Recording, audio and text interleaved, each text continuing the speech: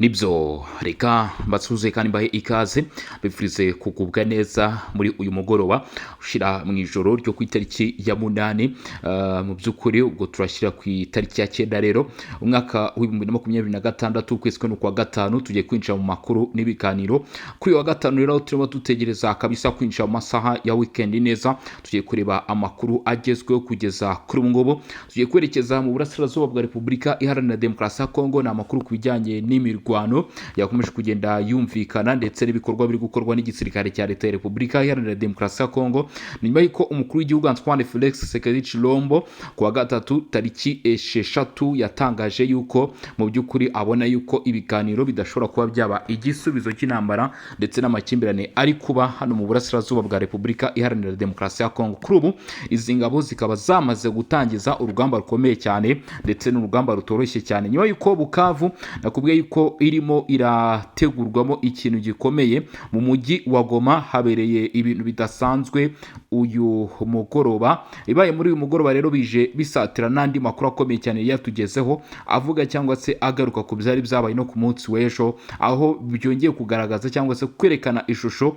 yaho ukuri kw'ibintu guhagaze kugeza kuri ubu ngubu, cyangwa se yaho ibintu birimo bigarukira cyangwa se bigeze mw'abantu mwe. Reka twinjire mu makuru mbabwire uko situation ihagaze cyangwa se uko ukuri kumeze, hanyuma mwumve rero mu by'ukuri ibikomeje kuba byajya mbere cyangwa se ibitangaza bikomeje kuba byaba kugeza kuri ubu ngubu cyangwa se kugeza na maginga ayangaya. N'imirwano rero yumvikanye hagati y'igisirikare cya leta ya Repubulika Iharanira Demokarasi ya Kongo ndetse mu by'ukuri n'uruhande rw'umutwe twaje muri 23, ariko amakuru atangaje cyangwa se byongeye gutungurana nuko iyi mirwano yasatiriye umujyi wa Goma bwa mbere nyuma y'igihe kirekire cyangwa se nyuma yo kuba hari hamaze iminsi hatagaragara cyangwa se harashize igihe hatumvikana ibitero ku mujyi wa Goma. Byongeye kumvikana hafi n'umujyi wa Goma, hari ibyumvikanye muri teritwari ya Masisi, hari n'ibyumvikanye muri teritwari ya Goma.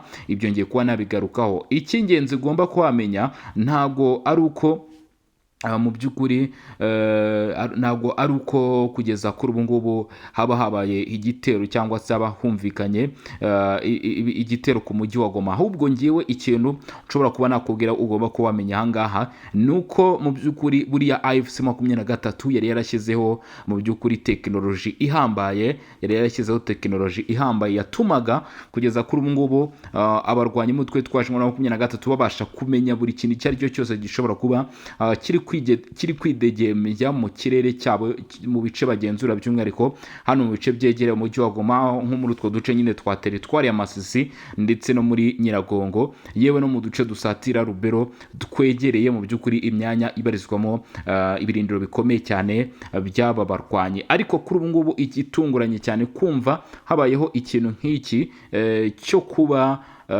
kugeza kuri ubu ngubu mu by'ukuri ibirindiro bya AFC 23 byatatswe cyangwa se uyu mutwe wa 23 watatswe muri ibi bice, ni ibigaragaza yuko iryo koranabuhanga ryari ryashyizwe cyangwa se ubwo bushobozi bwari bwashyizweho n'abarwanyi ba AFC 23. Amahirwe nabiri ni ukuba bwacitse intege kimwe, icya kabiri ni ukuba mu by'ukuri nanone bwamaze gukurwaho burundu. Ariko kuba mu by'ukuri hari icyabaye cyo ni ibintu birimo kugaragarira buri umwe uwo ari we wese cyangwa se birimo kuboneka kuri buri muntu uwo ari we wese mu by'ukuri ibiri kuba byajya mbere noneho hano mu burasirazuba bwa Repubulika Demokarasi ya Kongo. Abenshi ni nabyo twagiye tugaruka cyangwa se twagiye dukomozaho mu by'ukuri kuba ibintu nk'ibi ngibi bibaye ku barwanyi ba AFC 23 bari bamaze igihe baragerageje kwirinda, birongera kugaragaza cyangwa se birongera kutwereka ishusho mu by'ukuri inyuranye n'ibyo abarwanyi bo mu mutwe twaje intwaro wa 23 bari biteze cyangwa se mu by'ukuri basaga naho bategereje. Reka twinjire mu makuru nkubwire uduce turi kuvugwamo uko kurasana guhambaye. Mu by'ukuri ntabwo ndaza kwita ukurasana, ahubwo ndaza kuvuga ko ari igisirikare cya leta ya Kongo cyarashe ku myanya y'abarwanyi ba FC23, kubera yuko mu by'ukuri ntabwo wambwira ko drone nk'izi ngizi abarwanyi ba FC23 cyambere zabatunguye. Ikindi kandi nanone usibye no kubatungura ndetse n'umuvuduko wambaye ziba ziriho, mu by'ukuri ukavuga ko abarwanyi ba FC23 babashije kuba rwose barasana nazo, wenda byabaho kugerageza, ariko ibitero nk'ibingibi bya drone mu by'ukuri noneho bitunguranye biba birimo kurindwa mubi ku buryo budasanzwe. Nibyo ubundi icyambere mu by'ukuri byari byumvikanye muri teritwari ya Masese, mu gace Masisi Plutôt, mu gace bita Karenga ndetse n'uduce tuhegereye, niho hari humvikanye iryo tabwa ry'ibisasu. Karenga rero na gace kari hagati ya Sake ndetse na Goma. Niba rero wumva ko mu by'ukuri agace kari hafi ya Sake ndetse na Goma, ngira ngo ababizi neza cyangwa se ababyumva murabyumva ko ni bugufi n'umujyi wa Goma. Ubundi uyu mujyi wa Goma ku bw'abarwanyi ba FC23 ni kizira, ni ikosa rikomeye cyane. Ntabwo wagombaga kuba wasatirwa bigeze ahangaha, ntabwo wagombaga kuba wasatirwa bigeze ahangaha mu gihe bizeye umutekano wabo cyangwa se mu gihe bashaka kwizera umutekano wabo. Kuba rero mu by'ukuri ibitero byagera ahangaha muri aka gace ka Karenga ni ikimenyetso kigaragaza ko no mu mujyi wa Goma nyirizina mu by'ukuri ibitero bya drone bishobora kongera kwinjira. Bihabanye ku byo bavuze ko hari ibitero byaje bya drone bikarasa ku nzu yari irimo Umufaransakazi ndetse bikaza no kumuhitana hamwe n'abandi banyekongo babiri.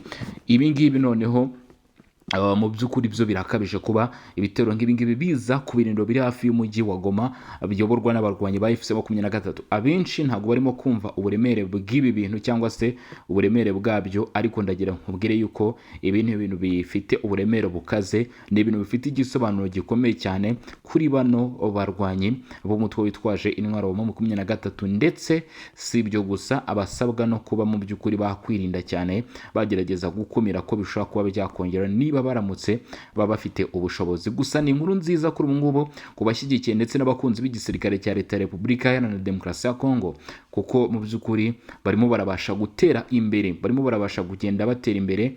Ndetse icy'ingenzi cyangwa se icyo wamenya nyuma yo kugutera imbere kwabo, ikindi ugomba kuba wamenyaho nuko mu by'ukuri biraza kutwongera kutugaragariza cyangwa se kutwereka yuko mu by'ukuri FARDC irimo iragenda igerageza kwinjira cyangwa se kugaragara muri imwe mu myanya y'abarwanyi ba FC23. Amakuru atugeraho rero aravuga yuko babashije mu by'ukuri kuharasa. Ibyo ngibyo ngewe ntabwo ndi buze kubigarukaho cyane, ahubwo ndaza kukubwira yuko systeme za FC23 zamaze kwinjirirwa. Aho ngaho ni kamwe mu duce two muri teritwari ya Masisi kabanje kugaragaramo icyo gikorwa. Ku nshuro ya kabiri ntago basubiye teritwari ya Masisi, bagiye no kugerageza mu by'ukuri Nyiragongo, bagiye no kugerageza Nyiragongo. Ubwo na FARDC ngo barebe ko naho birimo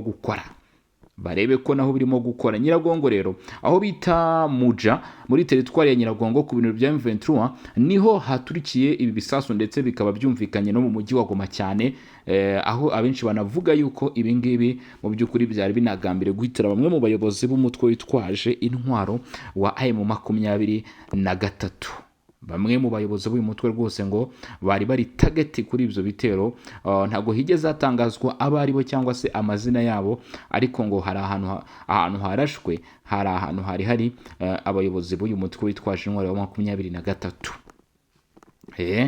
ndetse n'abandi barwanyi benshi. Ibitero byangaro ngo byanahitanye na bamwe mu barwanyi b'uyu mutwe. Ni Muja, kamwe mu duce two muri teritwari ya Nyiragongo. FARDC rero yahateye ikoresheje drone mu by'ukuri, ndetse ngo iyi drone ikaba yaje ituruka mu cyerekezo cy'ahitwa Rugari. Ibi nabyo birongera kugaragaza cyangwa se kutwereka ishusho y'uko mu by'ukuri ibikorwa bya FARDC biri kuba byagerageza kureba niba koko FC23 yaba igifite ubushobozi bwo kuba yagenzura cyangwa se yakumira mu by'ukuri ikoranabuhanga ry'ikirere. Ni nko kugerageza nyine barebe niba rikiriho, kuko amakuru avuga ko batangije ibikorwa byo kugenda mu by'ukuri barikuraho. Ibi ni ibyago bikomeye cyane muri FC23. Abarwanyi mu by'ukuri bakomeje no kuba bakwigaragaza mu mijyi ya Goma kuri ngubu, aho bari hashobora kuba bamenyekana, bikaba byabaviramo ingaruka zikomeye cyane nk'uko byagendekeyeho bita Wiringoma. Wiringoma ngira ngo murabizi ko makuru yamenyekanye ari ahantu bita Rubaya, hamaze kumenyekana ari ahitwa Rubaya muzi uko byaje kumugendekera cyangwa se byaje kuba byamubera. Ibi ngibi rero biraza kuba mu by'ukuri bishobora no kuba ku bayobozi bandi hano mu mujyi wa Goma.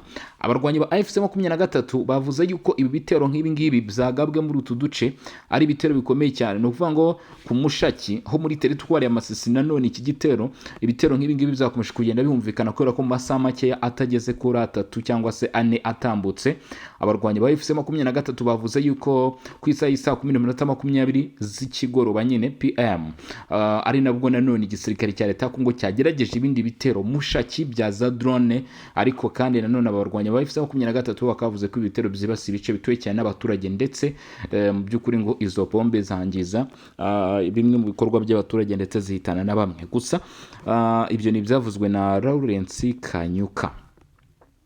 Ibi rero biraza kutwereka iki cyangwa se biraza kudusigira ikimwe abantu mwe.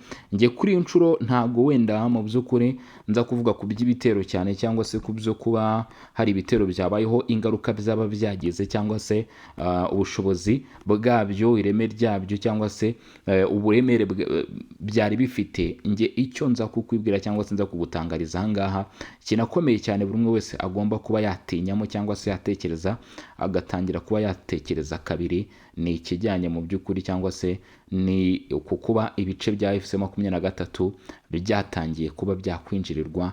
Niko kantu mu by'ukuri navuga ko ari kabi, niko kantu kabi, nicyo kintu mu by'ukuri gikomeye cyane kuri aba barwanyi b'umutwe witwaje intwaro wa 23 bagomba kuba mu by'ukuri bagiraho impungenge, bakavuga bati ibintu byaba bigiye kuba byahindura isura cyangwa se byakomera cyane. Ibi bibaye mu gihe no muri Kivu y'Amajyepfo umujyi wa Bukavu amakuru ari guturukayo aravuga yuko naho nanone usibye ahangaha muri Kivu y'Amajyaruguru mu bice bya Mushaki, Muja ndetse ho muri teritwari Masisi na Nyiragongo, naho ibice bimwe mu by'ukuri byatangiye kugenda bigabwaho ibitero ahagaragara bene iryo koranabuhanga ry'abarwanyi ba AFC-23. Mwumvishe ibyabaye aho bita Rumbishi ho muri teritwari ya Karehe, mwumvishe uko byabagendekeye abatuye muri utwo duce, ukumva yuko rero kugeza kuri ubu ngubu cyangwa se kugeza amagingo aya ngaya abarwanyi ba AFC-23 bagomba kwitwararika byanze bikunze, by'umwihariko bamwe mu bayobozi b'uyu mutwe abarimo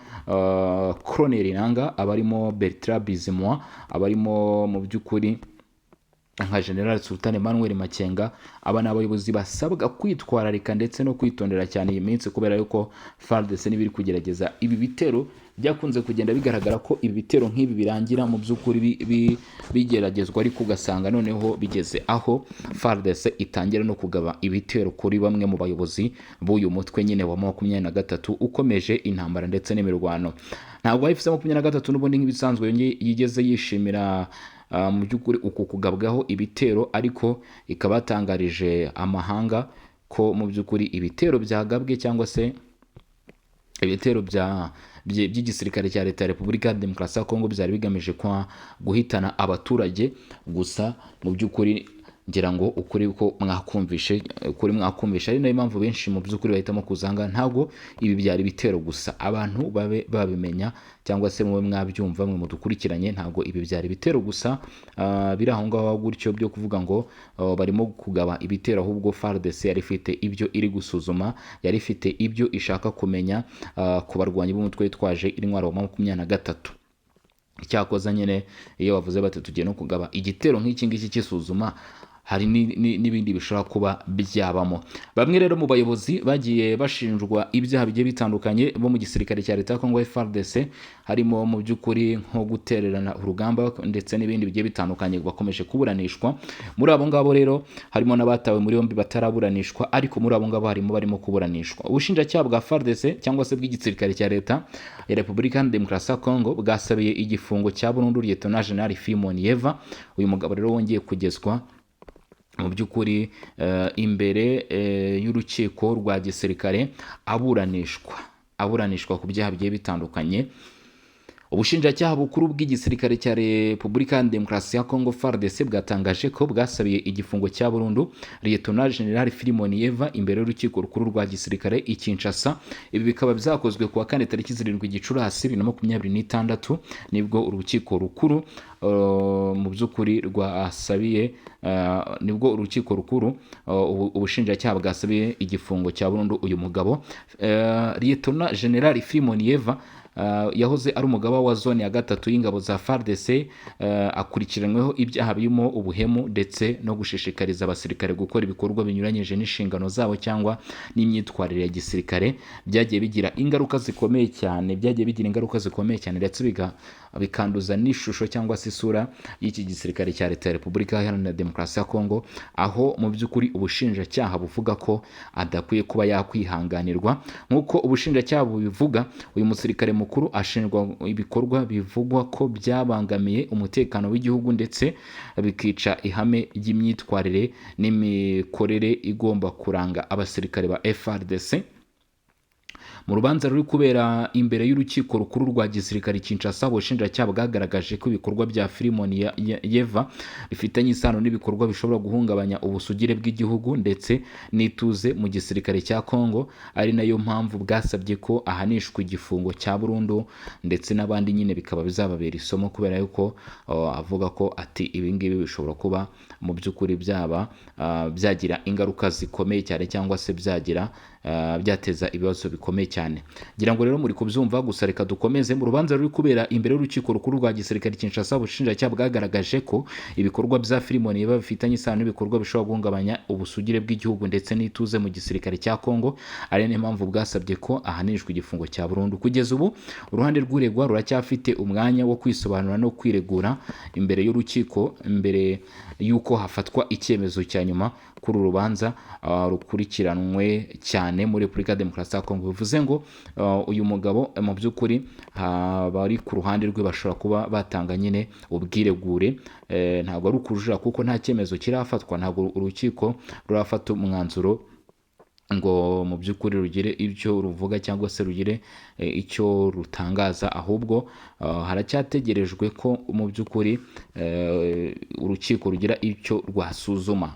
Icyo ugomba kuba wamenya rero kuri iyi nshuro cyangwa se kuri ibi ngibi ni uko uyu mugabo mu by'ukuri abenshi bakomeje gukurikirana urubanza rwe, baratanga ibisobanuro bitandukanye cyangwa se imyanzuro itandukanye. Philemon Yeva yabaye umwe mu basirikare bakomeye muri FARDC, aho yigeze kuyobora ibikorwa bya gisirikare mu bice bitandukanye by'igihugu byari byugarijwe n'umutekano muke cyane mu burasirazuba bwa Kongo. Icyakora ibiregwa ubu bishobora kugira ingaruka zikomeye ku mwuga we wa gisirikare ndetse no ku isura y'ubuyobozi bwa FARDC muri rusange, yewe no kuba mu by'ukuri byamuviramo kuba akazi ke nyine kahagarara mu gihe ibyaha akurikiranywe cyangwa se aregwa byaba bimuhamye. Rero mu by'ukuri bijyanye n'akazi ke urumva ko kaba gahagaze rwose, akazi ke kaba gahagaze, ariko ngira ngo murumva ko urubanza ruracyakomeje, ubwo tuzakomeza twumva na byinshi mu bizakomeza kugenda bitangazwa rero muri uru rubanza.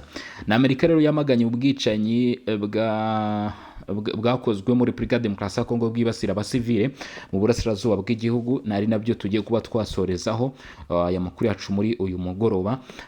Leta zunze ubumwe za Amerika zamaganye byimazeyo ibikorwa by'urugomo n'ubwicanyi bikorwa n'umutwe witwaje intwaro wa RDC mu burasirazuba bwa Repubulika ya Demokarasi ya Kongo, by'umwihariko ibitero byibasiye abasivile n'imiryango y'abakristo mu gace ka Beni mu ntara Kivu y'Amajyaruguru.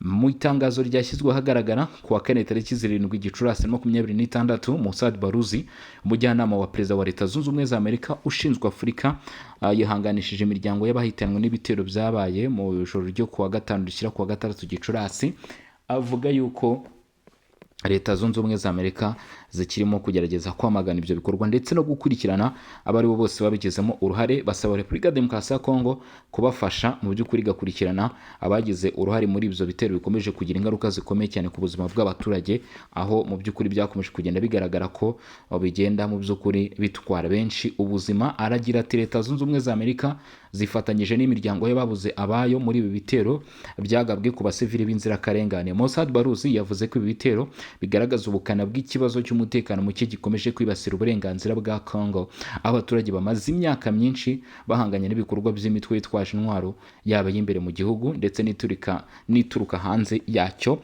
Uyu muyobozi wa Amerika yibanze cyane ku bikorwa by'urugomo byibasiye imiryango y'abakirisitu, ashimangira ko Amerika ikomeje gushyigikira abaturage bahura n'ihohoterwa ndetse n'itotezwa rikorerwa abaturage b'abasivile muri ako karere. Aragira ati, ni Mossad Baruzi, Leta Zunze Ubumwe za Amerika zikomeje kwiyemeza gukorana na Repubulika ya Demokarasi ya Kongo ndetse n'ibihugu bituranye nayo mu gushakira amahoro n'iterambere akarere k'ibiyaga bigari.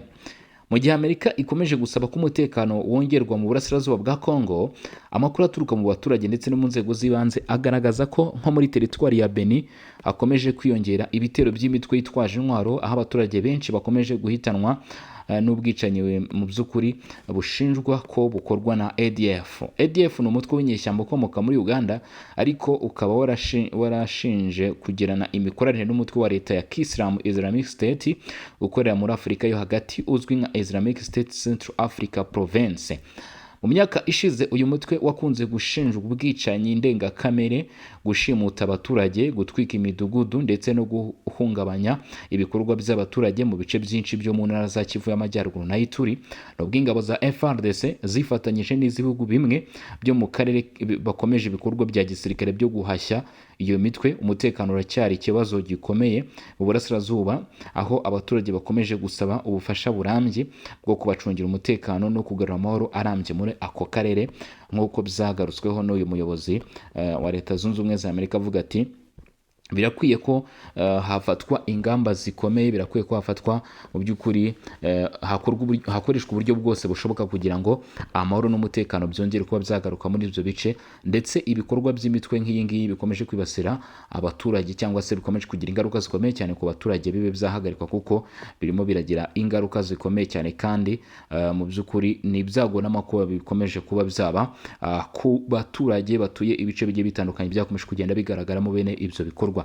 Hanyuma rero mbere ko tugana ku musozo, reka mbanze mbabwire yuko mu by'ukuri basaba gukanda subscribe cyangwa se s'abonner mu rurimi rw'igifaransa aho ngaho. Ikindi kandi nanone nababwira nuko mu by'ukuri muza kunyarukira ku Rukiko Info mugakanda subscribe. Hanyuma rero nanone ikindi ugomba kubamenya cyangwa se ugomba kuba wasobanukirwa, kanda like ni kuri ako kantu kameze nk'igipfunsi rwose kizamuye urutoki rw'igikumwe kareba hejuru, hanyuma ube wanasharinga ni kuri ako gafresh gatambitse. Ibitekerezo, inyunganizi mugenda muduha cyangwa se mukomeje kugenda mutanga nabyo turabibona, ari nako nsaba mu by'ukuri ko mwakomeza kugenda rwose mutanga n'ibindi bitekerezo byanyu ndetse n'inyunganizi nabyo bikomeze kugenda nyine bitugeraho, tushima n'abagenda babikora umunsi ku wundi, mutugaragariza nyine ko mudushyigikiye. Hanyuma rero mbabwire cyangwa se mbararikire kuza gukurikirana andi makuru tuza kubagezaho mu masaha ari imbere, tuza kuba twabateguriye byinshi biba bikomeje kugenda bijya ahagaragara cyangwa se bikomeje kugenda bimenyekana. Kuri mikoro njye na Bosco, iyi akaba ari Region Info, tubagezaho amakuru n'ibiganiro umunsi ku wundi. Mugire ibihe byiza, ciao ciao, hasta la vista.